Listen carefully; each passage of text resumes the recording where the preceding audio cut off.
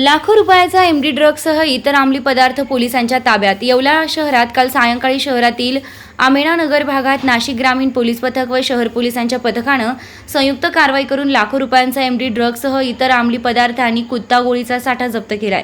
या अंमली पदार्थाची तपासणी करण्यासाठी फॉरेन्सिक पथक पाचारण करण्यात आलं होतं।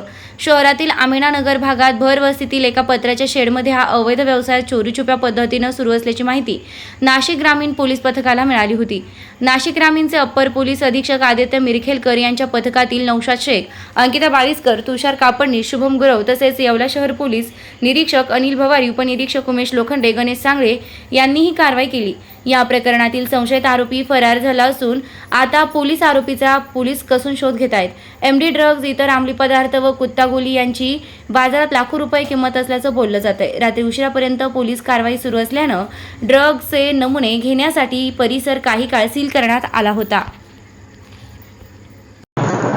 काल येवला शहरामध्ये नाशिक ग्रामीण एसपी साहेब, ॲडिशनल एसपी साहेब यांच्या मार्गदर्शनानुसार आणि येवला शहर पोलीस स्टेशन यांनी कंबाईनली एक रेड केलेली आहे। त्याच्यामध्ये नशिली पदार्थाच्या विरोधामध्ये कारवाई आहे। त्याच्यात 3-4 प्रकारचे वेगवेगळे सबस्टन्स मिळालेले आहेत। एक एमडी सारखा असलेला पांढरी पावडर जी असते ती, त्याच्यानंतर ब्राऊन शुगर, त्याच्यानंतर ते एक सिरप असतं ज्याच्याने नशा येते ते, आणि एक कुत्ता गोळी म्हणतात मालेगावच्या भाषेमध्ये।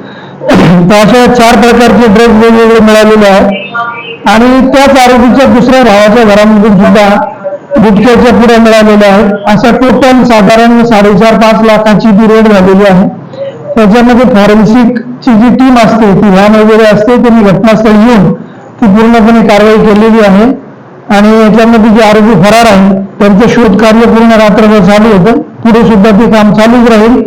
आणि याच्यामध्ये जे कोणी आरोपी सम्मिलित असतील, सामील असतील, त्या सर्व आरोपींच्या विरोधामध्ये कठोर कारवाई करण्यात येईल।